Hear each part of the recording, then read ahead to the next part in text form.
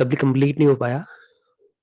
Schooling मेरा कभी complete नहीं हो पाया, तो स्कूलिंग के खत्म मतलब बीच में छोड़ के मैंने अपने अपना काम स्टार्ट किया। तो डिजिटल मार्केटिंग मेरा कोर है, बट मेमोरी ट्रेनिंग, पेरेंटिंग और करियर काउंसलिंग ये मैं एड ऑन करता हूँ। तो ये सर ने इसी के बारे में पिच किया, सत्य इसके बारे में बताना। तो आज आपको 40 मिनट में मैं वो चीज़ बताऊंगा। एज ए पेरेंट्स आपको बहुत हेल्प मिलेगी, एज ए स्टूडेंट बहुत हेल्प मिलेगी, क्योंकि जितने भी पेरेंट्स जुड़े हैं वो सब लोग परेशान हैं अपने बच्चों को लेके कि याद नहीं होता या टाइम पे पर्टिकुलर काम नहीं करता। तो अगर आज मैं 40 मिनट में जो आपको बताऊंगा, अगर आप उसको फॉलो कर पाए तो बच्चों से लेके पढ़ाई को लेके आपकी बहुत समस्याएं दूर हो जाएंगी, और जितने बच्चे हैं उनको बहुत एड ऑन मिलेगा कि पढ़ाई करनी कैसे है। तो बस मैं इतना आज का फोकस, आज के टॉपिक का फोकस बस इतना रहेगा, क्योंकि 40 मिनट में उतना ही मैं करा पाऊंगा। तो मेन है, देखिए हम सब लोग पढ़ते हैं, पढ़ते चलता है कि हमारे मार्क्स अच्छे आए, पर कई बार हम उस हिसाब से पढ़ नहीं पाते जिस हिसाब से हमारे रिजल्ट आए।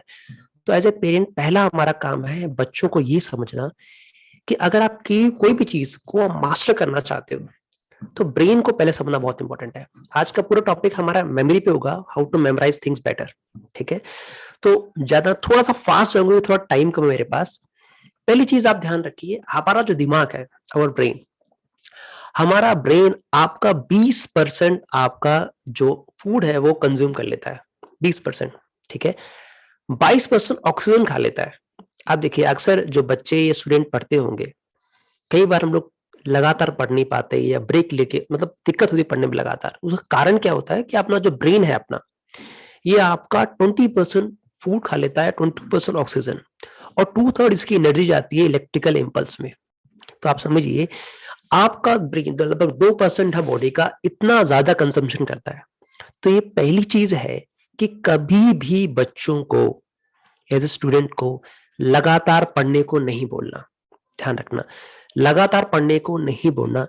हमेशा आपके पढ़ाई में ब्रेक्स का होना बहुत जरूरी है, क्योंकि रीजन क्या है, जैसे आप लगातार पढ़ोगे तो हमारे दिमाग से तरंगे निकलती, जिन्हें ब्रेन वेव्स कहते हैं, दिमाग में तरंगे निकलती, और ये होती है back D, beta, alpha, theta and delta waves. तो आपके लिए बहुत जरूरी है कि जब आपका बच्चा 50 मिनट पढ़ ले, प्लीज समझिएगा, 50 मिनट पढ़ने के बाद आपको 10 से 15 मिनट का ब्रेक लेना ही लेना है। जब आप ब्रेक लेंगे तो आपके एफिशिएंसी बढ़ेगी। ध्यान रखना, अक्सर कई बार माता पिता कहते हैं भाई यहां से उठना नहीं, 2 घंटे तक बिल्कुल हिलना नहीं। ये नहीं करें। आप ये चार्ट देख पा रहे होंगे, ये जो चार्ट आप देख रहे हो लर्निंग का, ये है विद ब्रेक्स। ध्यान रखिए, अगर आप ब्रेक ले लेके बीच में पढ़ोगे तो उसमें क्या होगा कि आपकी मेमोरेशन बढ़िया होगी, आप 30 से 40% ज्यादा याद कर पाओगे। तो पहली चीज तो है, कभी भी बच्चों को, चाहे आप कोई भी क्लास में, ध्यान रखना 50 मिनट से ज्यादा नहीं पढ़ना। आप ब्रेक ले लेके पढ़ो।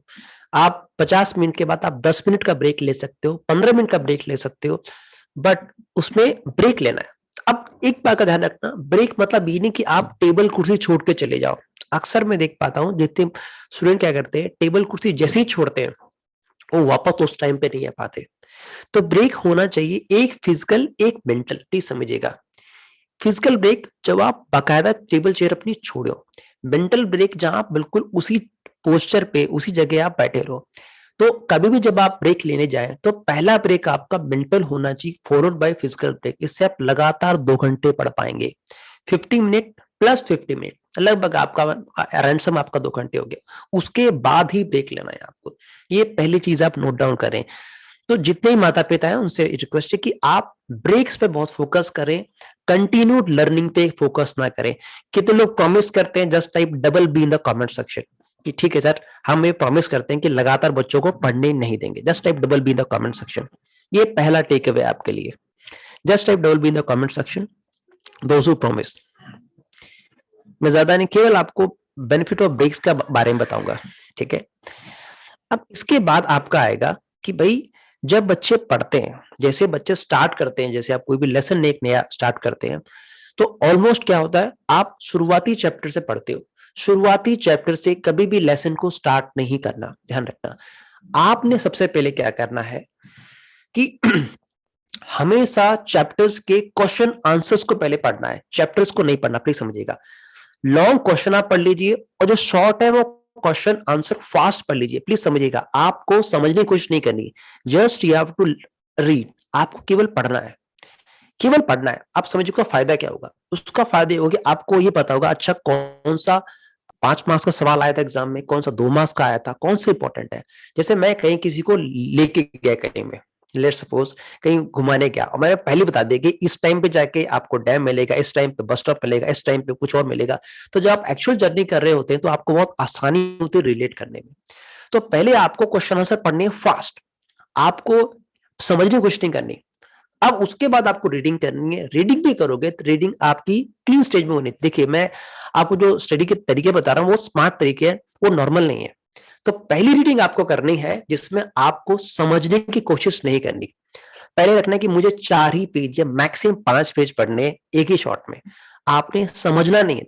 कोई भी 5 पेज मैंने बोला आपको पढ़ने के लिए, आपको 5 पेजेस रीड करने without understanding how much time you will take. और आपको मुंह से नहीं बोलना, प्लीज समझिएगा, आपको मुंह से नहीं बोलना। फर्स्ट रीडिंग क्वेश्चन आंसर की होगी, सेकंड की होगी आपको रीड करना है, बस पढ़ना है, समझना नहीं। कितना टाइम लेंगे आप बताइए, अगर आपको 5 पेज पढ़ने हैं वो बिना बोले मन में, कितना टाइम आप लोगे? 5 मिनट लोगे, 10 मिनट लोगे, 15 मिनट लोगे? Please write in the comment section, please write करें कमेंट सेक्शन में please, how much time you will take.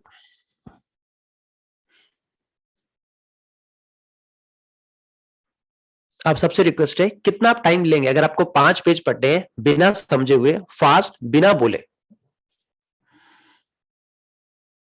अभी तो मुझे जवाब नहीं मिला। 15 मिनट, 10 मिनट, 2 का मिला अभी तक, 10 मिनट, ठीक है। आप समझिएगा प्लीज, 20 से 25 मिनट।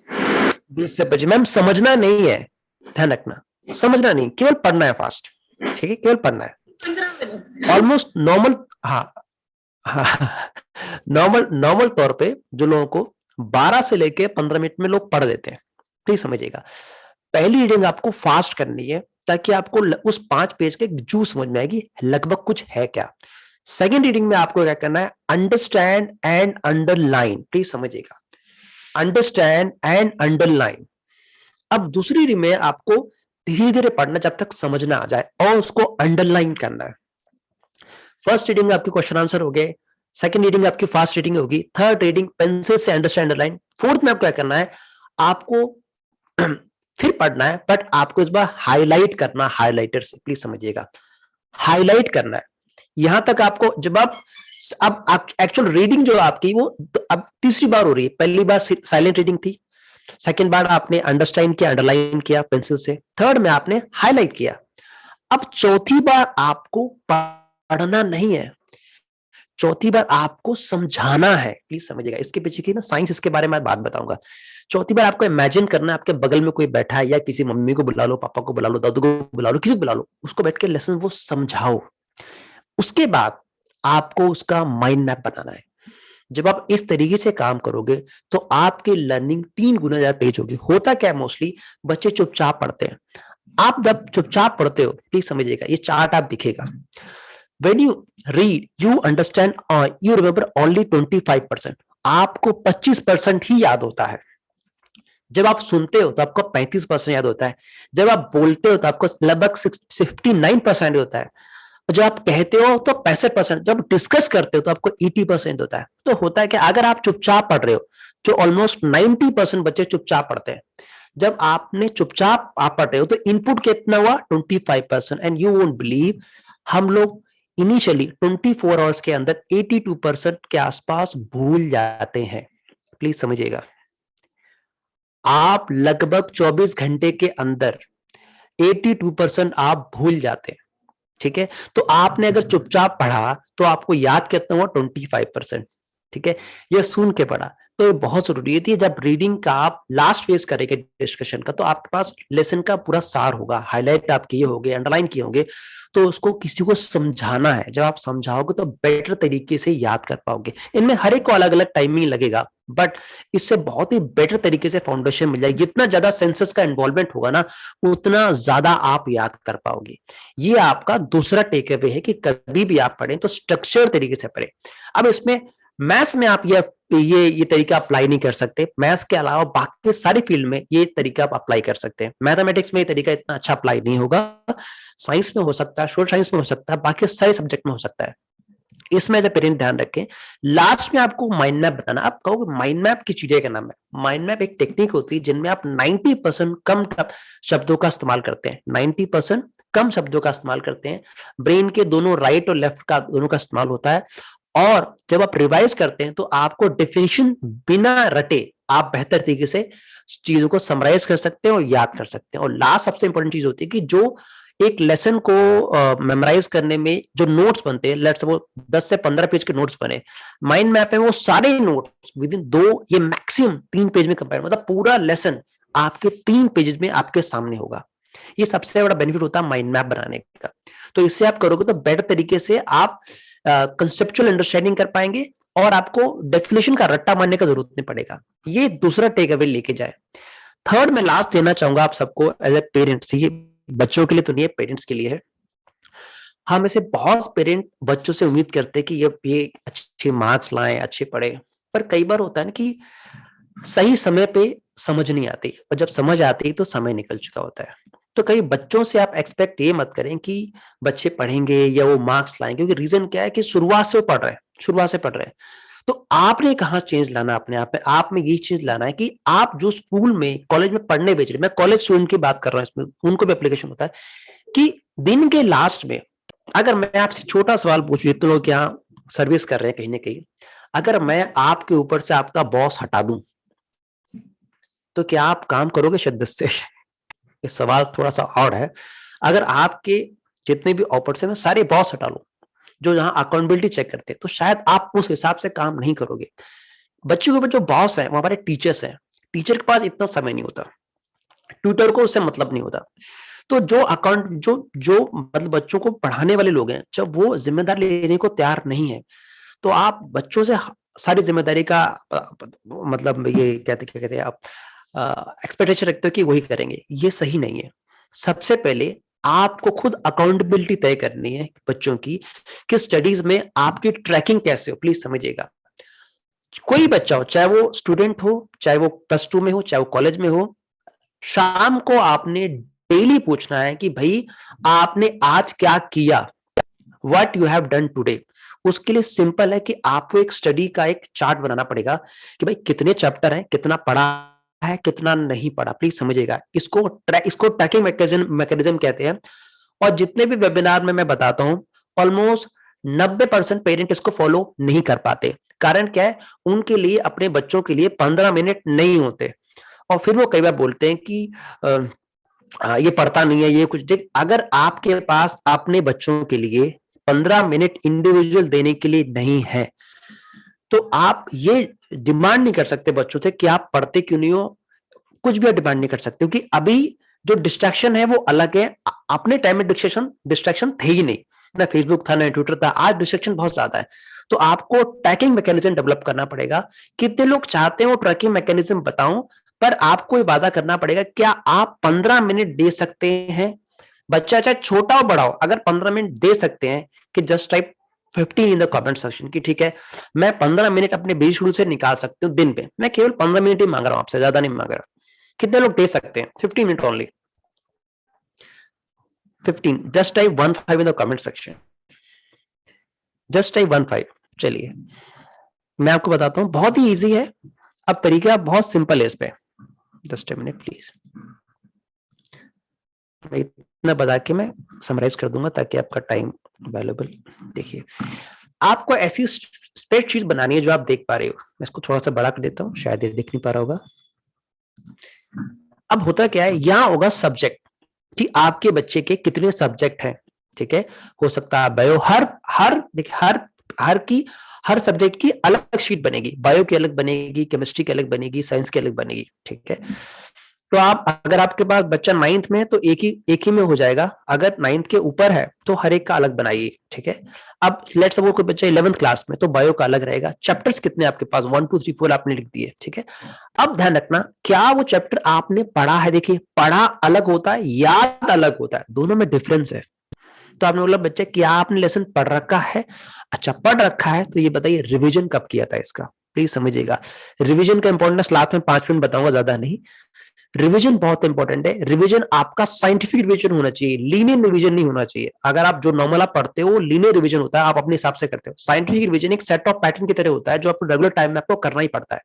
तो रिवीजन आपने कब किया, पहला रिवीजन कब किया, दूसरा रिवीजन कब किया, ये आपको डिवीजन लिखवाना पड़ेगा। ओरल टेस्ट कब दिया था आपने अपने कोलीग को या आपने खुद दिया? रिटन टेस्ट कब हुआ था, वह डेट्स बताइए। स्कूल में कब हुआ, ट्यूशन में कब हुआ? ये आपको एक शीट बनानी पड़ेगी, उसमें आपको ट्रैक रहेगा कि आपका बेटा या बेटी कितना सिलेबस कर चुके हैं। कई बार तो ऐसा होता है पेरेंट्स को ये भी नहीं पता होता है बच्चों के पास सब्जेक्ट्स कितने हैं। प्लीज समझिएगा, आप लोग ओवर टाइम या मेहनत क्यों कर रहे हो? ताकि आपके बच्चे सफल हों।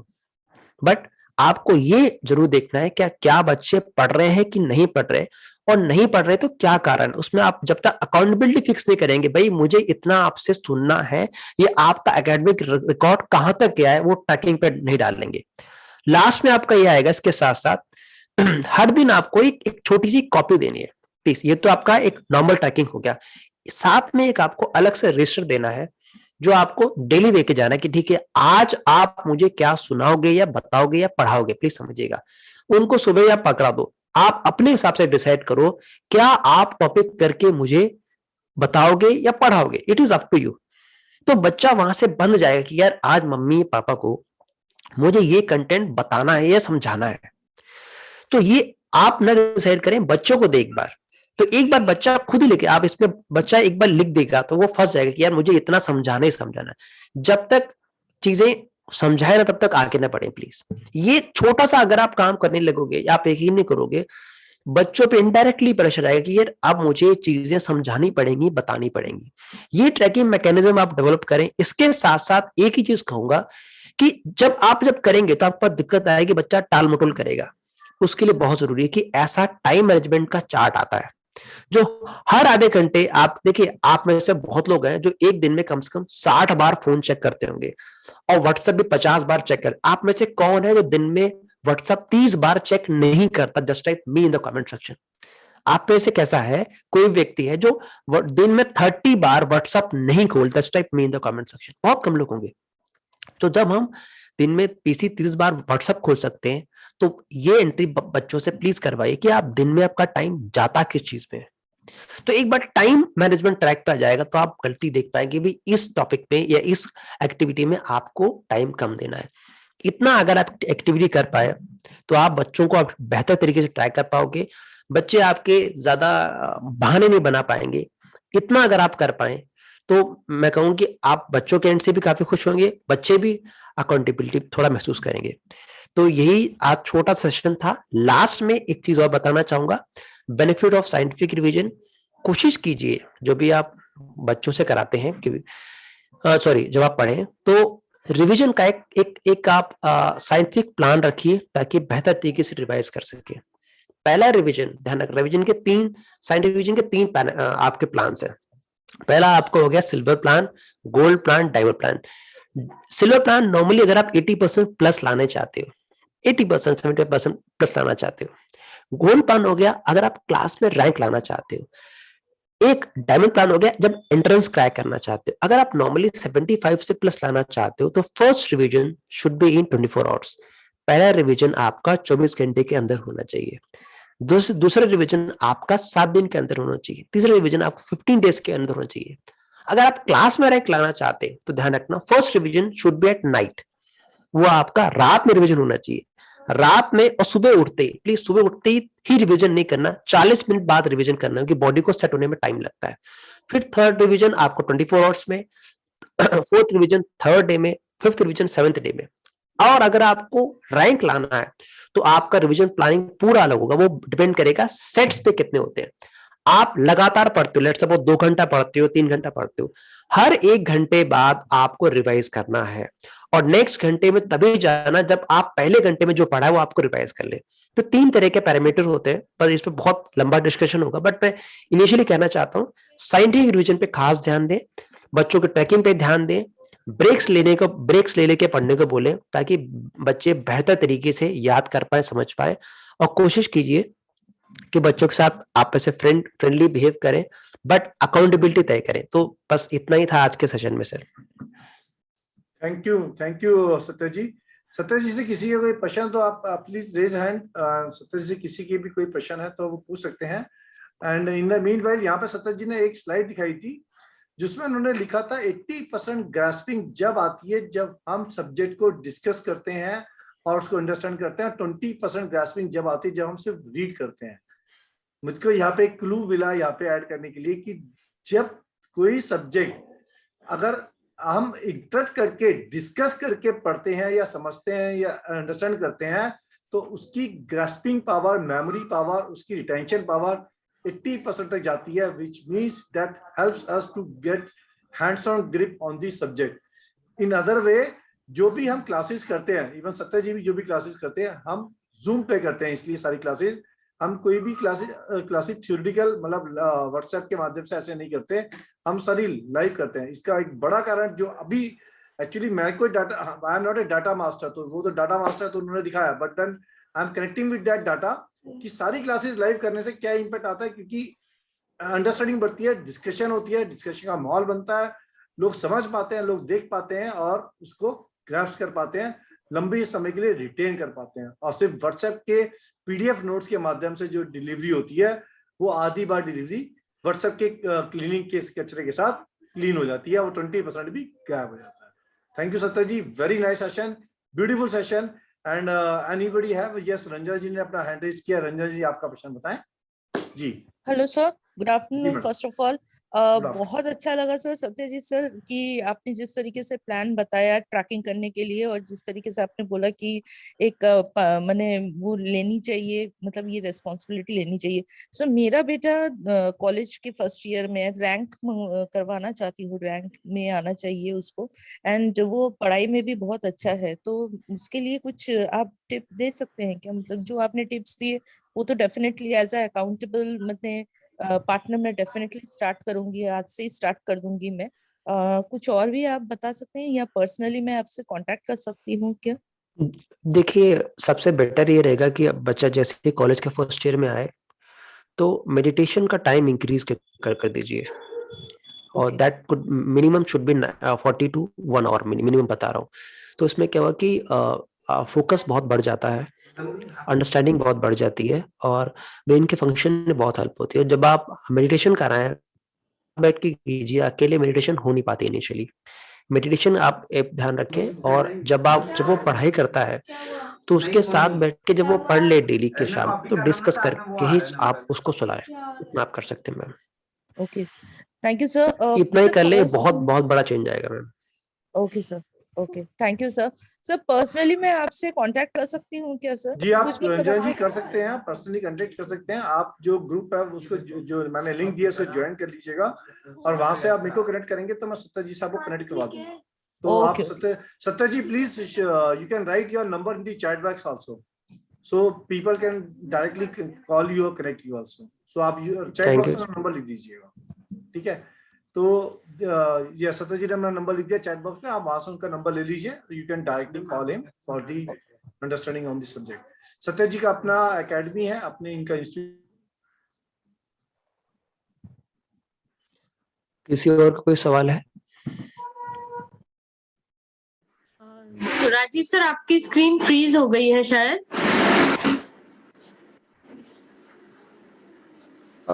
सर किस, यस शायद। कोई बात नहीं। सतन जी मैं एक चीज पूछना चाहती हूँ। Yes ma'am. हाँ जी, ये जैसे जो ये मोबाइल का चक्कर है बच्चों का, उसके लिए कोई टिप दीजिए, सारे पेरेंट्स को मजा आ जाएगा सुन के कि उससे कैसे छुटकारा पाए। एक तो मुझे आपके गाइडेंस से इतना मिला, ये जो बेसिस का ट्रैकिंग है एक वो काम कर सकता है उस पे, और अगर कोई स्पेशल अगर आप टिप दे सकते हैं तो। देखिए, खासकर आपने मोबाइल का जिक्र किया है। मोबाइल में मैंने एक सेशन लिया था बहुत पहले, 1 घंटे प्लस का सेशन केवल मोबाइल के ऊपर था, तो इतने कम टाइम में नहीं बता सकता हूँ, बट मैं 2 चीज बताऊंगा आपको। मोबाइल बच्चों को दिया किसने? पेरेंट्स ने दिया, ध्यान रखना। दिया तो पेरेंट्स ने है, पहली बात ध्यान रखना। तो जब भी आप मोबाइल दें, it should be time bound, ठीक है, कि आप ले रहे हैं मोबाइल, ठीक है, तो वो टाइम बाउंड होना चाहिए। उस टाइम बाउंड के बाद आपने मोबाइल उनसे ले लेना है, ध्यान रखना, मोबाइल ले लेना है, पहली बात। और दूसरी बात, बच्चों को अदर एक्टिविटीज में इंक्लूड आप इंडल्ज कराइए। मैं अक्सर देख रहा हूँ बच्चे, या तो कोविड का टाइम है वो आप समझ आइए, बच्चे किसी और एक्टिविटी में इन्वॉल्व ही नहीं है, ना वो आउटडोर एक्टिविटी में है ना किसी एक्टिविटी में। तो जब आप बच्चों को कहीं ना कहीं एक्टिविटी में आप लगाओगे नहीं, तो उनका ध्यान पूरा वो स्क्रीन पे ही जाएगा, ठीक है। उनको आप बुक रीडिंग में लगा सकते हो, उनको स्टोरी टेलिंग में लगा सकते हो, उनको ड्रामा में लगा सकते हो, उनको स्पोर्ट्स में लगा सकते हो। चलो कोविड में मानता हूँ कि सब चीजें खुली नहीं है, आप खुद एक खास टाइम लेके भाई इतना टाइम है इसमें आप फिजिकल एक्टिविटी ही करोगे। और सबसे बढ़िया ये है कि you can engage them in house hold works. Let suppose one particular one day, now wife का आपने हॉलीडे कर दिया कि आज आपका हॉलीडे है, we will do all works, ठीक है ना, चाहे तो उसमें क्या होगी, सबसे ज्यादा तो आपकी वाइफ खुश होगी, ठीक है ना। तो कहीं ना कहीं आपको बच्चों को ना डाइवर्ट करना है, जहां वो किसी फ्रूटफुल एक्टिविटी में इंडल्ज हो। तो जब हम most of the time 90% parent अपना टाइम बचाने के लिए ये ले बेटा मोबाइल ले ले, तो वो आप करते हैं। तो बिना डाइवर्ट की एनर्जी बहुत बच्चों में होती है, तो आपको डाइवर्जन रखना पड़ेगा, वो अपने कुछ कुछ एक्टिविटी रखनी पड़ेगी जो उनके इंटरेस्ट बेस हो।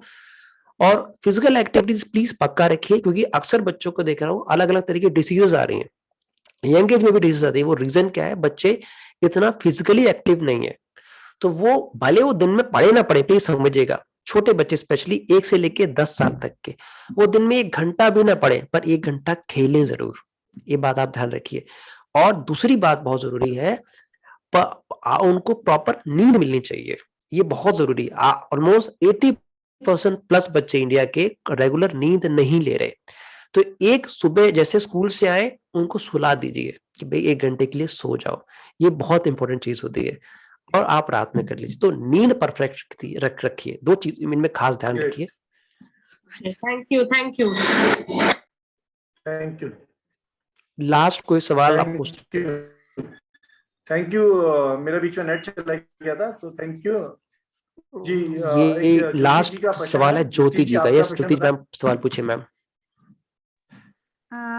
मेरे 2 बच्चे हैं, एक ऑडिबल? गुड़िया।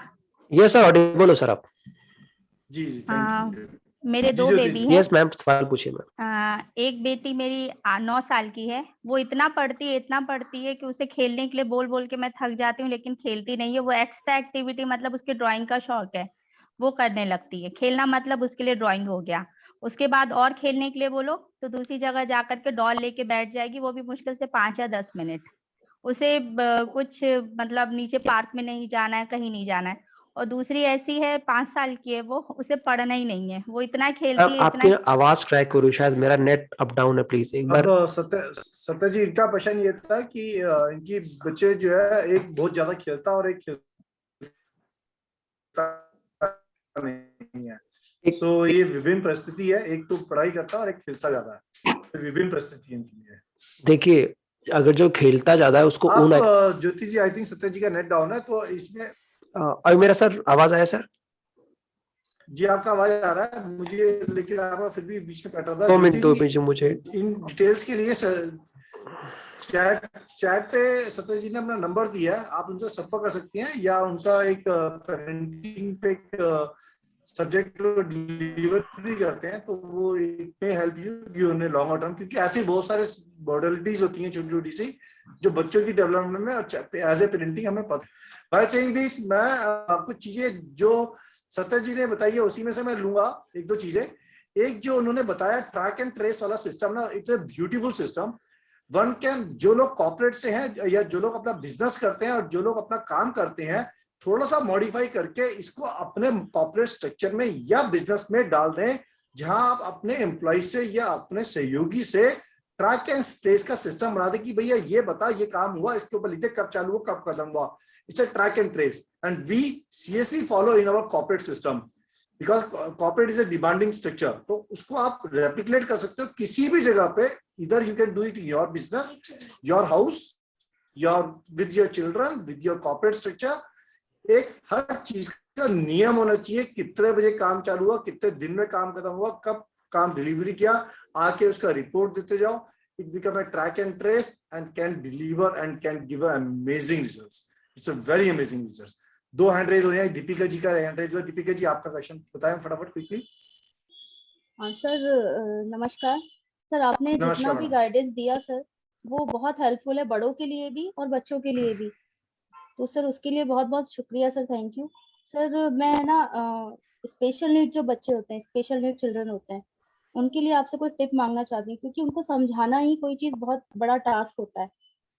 तो क्या आप उनके लिए कोई टिप दे सकते हैं कि उनको कैसे, उनका मतलब रूटीन वगैरह तो चेंज करना, और खेलने में वो ज्यादा इन्वॉल्व होते हैं, तो उसके थ्रू हम लोग समझाते भी। मैं एक टीचर हूँ स्पेशल नीड स्टूडेंट्स की, बच्चों की, मैं पढ़ाती भी हूँ। तो मैं ये मेरा यही क्वेश्चन था कि इसमें ना किस तरीके से आप कुछ टिप देख सकते हैं क्या? देखिए ध्यान रखना, जब आप स्पेशल नीड के बच्चों को पढ़ाएं तो जो सब्जेक्ट है उसमें फनी एंगल प्लीज ऐड कीजिए, जोक्स ऐड कीजिए, मीम्स ऐड कीजिए, ठीक है ना। स्टोरी टेलिंग के माध्यम से पढ़ाएं तो बेटर तरीके से बच्चे याद कर सकते हैं। और स्पेशल नीड को बच्चों को पढ़ाना it is not a easy task. आपको मैं जब मैं गुड़गांव गया था, गुड़गांव में सेक्टर में ध्यान नहीं है, मैं एक मैडम से मिला था जो आपके डिलेक्सिया हो जाता है ना, डिक्सेलेक्सिया कुछ बोलते हैं आपको, मुझे ध्यान नहीं, उसको खास एक टर्म होती है उसके लिए। उसको इतना बेहतरीन तरीके से पढ़ा रही थी, मैं देखते रह गया, अलग अलग स्टोरीज बना बना के। तो stories telling with funny angle वो आपको डालना पड़ेगा, उसके लिए तरीका बता रहा हूँ। एज ए टीचर आप जोक्स जो होते हैं अलग अलग, ठीक है ना, वो आप डाउनलोड करके उनको पढ़ना चालू करें ताकि वो पार्टिकुलर जोक आप खास टाइम पे लगा सके। मैं आपको इसलिए बताऊं कि मैं खुद फोल्डर बना के रखता हूँ इसके, ठीक है। तो वो आपको एक खास मतलब कहीं ना कहीं कनेक्ट करना है ताकि आप बच्चों को बेटर रिजल्ट दे सके। जोक्स आपको पढ़ने पड़ेंगे कहीं जगह, जब किस पार्टिकुलर टॉपिक में आपको लगाना है।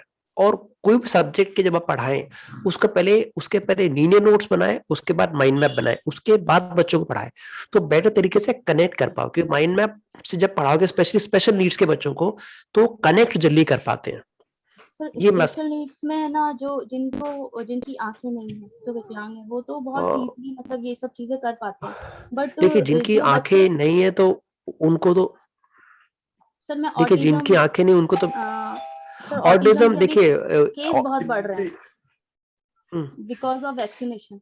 तो मैं ना इसलिए मैं ना ऑटिज्म के लिए कि बच्चों के लिए आपसे पूछना चाहूँ को कैसे गाइड कर सकते हैं। We are running a bit short of time, तो I request you Deepika ji, सत्य जी, आप सत्य जी मैं मुझे अपना मेरे नंबर पे कॉल करें क्योंकि आपका जो टॉपिक है, आपका जो सवाल है बहुत ही स्पेसिफिक है। स्पेसिफिक है, यस यस यस। सो आप दीपिका जी जरूर कनेक्ट करें सत्य जी को, whatever help he can provide he will certainly guide you and help you out. उनका नंबर उन्होंने चैट बॉक्स में डाला है, आप नंबर वहां से कनेक्ट कर लीजिएगा और you can call him later on. Right. So Jyotika ji, मैंने ज्योति सिंह जी आपका पेशेंट ले लिया था, आई थिंक आपका पेशेंट हो गया है, राइट? ठीक है सर, ओके ओके। वैसे सर का कितने महीने का कोर्स होगा वो बता देंगे आप? मैडम वो डिटेल्स आपको ना चैट में आ जाए, आपको मिल जाएगी, आप सर से कनेक्ट कर लीजिएगा। नहीं तो आप हमारे सर मुझे आज के सेशन में पर्सनली मैं बोलना चाहूंगी, आज के सेशन में मुझे सर का बहुत ज्यादा इम्प्रेसिव लगा जो सर ने बताया 40 मिनट्स में सर, बहुत उसके लिए सर बहुत बहुत thank you sir, all the best sir. मैं भी ज्वाइन करना चाहूंगी सर का ये कोर्स। बिल्कुल आप ज्वाइन करें, बिल्कुल ज्वाइन करें। सर का नंबर जो है चैट पे आएगा, उस चैट से आप वहां से ले सकते हैं और वहां से लेके सर के साथ कनेक्ट कर सकते हैं। Those who are interested for the parenting and the kids section, आप बिल्कुल करें। और यही पर्पस था हमारा, यही पर्पस रहता है हमारे चैनल का, हमारी एकेडमी का, प्लेटफॉर्म का, यही पर्पस रहता है कि हर समय आपके साथ कनेक्ट करें, कुछ ऐसी चीजें ऐड करें ताकि सबके लिए कामयाब हो। और हर एक की अपनी अपनी डिफरेंट नीड्स है, हर एक की नीड ऑक्टल की है ऐसा नहीं है, हर एक की नीड वास्तु की, एस्ट्रोलॉजी की, या रेकी की, या क्रिस्टल्स की, या टैरो की है, ऐसा नहीं है। दुनिया में बहुत तरह की, बहुत लोगों की डिफरेंट नीड्स है। किसकी कब कहाँ कैसे नीड पूरी होगी हमें भी नहीं पता, आपको भी नहीं पता। तो हमारा एक प्रयास है कि हम आपको उन सब लोगों से कनेक्ट करते जाए सॉरी, उनसे कनेक्ट करते हैं जो शायद आपके जीवन में कुछ चेंज ला सके, कुछ बदलाव ला सके, और आप उनके माध्यम से दूसरों के जीवन में कुछ बदलाव ला सके। इसी प्रयास के साथ आज की जर्नी को समाप्त करने से पहले आप लोगों के लिए कल का एक वेबिनार, डे 5 का वेबिनार है, कल लास्ट वेबिनार है इस सीरीज का, आप सब लोग जरूर ज्वाइन करें। और हमारे इस वेबिनार में हमारे हमारे पार्टिसिपेंट्स के अलावा और जो जिज्ञासु उनके अलावा कॉम्पिटिटर भी आते हैं, ये हमारे लिए बहुत अच्छी बात है, खुशी की बात है। हमारे बहुत सारे कॉम्पिटिटर भी आते हैं, वो ये देखने आते हैं कि हम क्या कर रहे हैं। So all are welcome, all are welcome, because जब हमारे कुछ ऐसे जन जो इस जगह पे काम कर रहे होते हैं, वो जो आके देखना चाहे, तो इसका मतलब that we are doing something good in the interest of the society, in the interest of the human cause. So it is really wonderful, really good. So thank you for joining. And कल का session day 5 का session होगा, last day का होगा। इसमें कुछ नए techniques, नई विद्या आपके साथ फिर से हम लेके हाजिर होंगे, और एक ऐसे ही सब्जेक्ट जो बिल्कुल डिफरेंट सब्जेक्ट होगा, कल फिर आपके साथ कनेक्ट करेंगे। और तब तक के लिए आप हमारे साथ बने रहिए और हमारा लिंक ज्वाइन कर लीजिएगा। आपका ज्वाइन करने का बहुत बहुत धन्यवाद, आपका कीमती समय देने का बहुत बहुत धन्यवाद।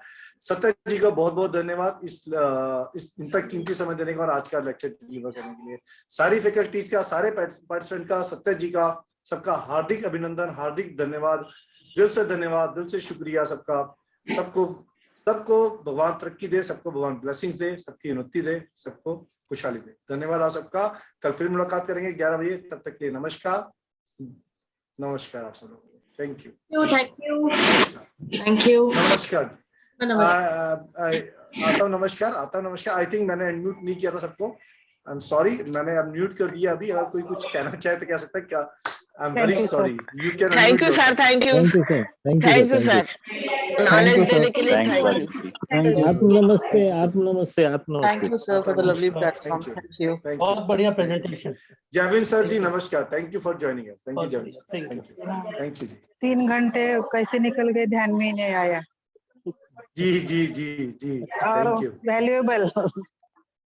Thank you madam. ये सब आपका प्यार है, ये सब आपका साथ है, ये सब आप लोगों की ब्लेसिंग्स है, जिसकी वजह से ये सब चीज मुमकिन हो पाती है। अकेले किसी में इतनी क्षमता नहीं है, मिलके बहुत बड़ी क्षमता है। हम सब लोग मिलके काम करते हैं।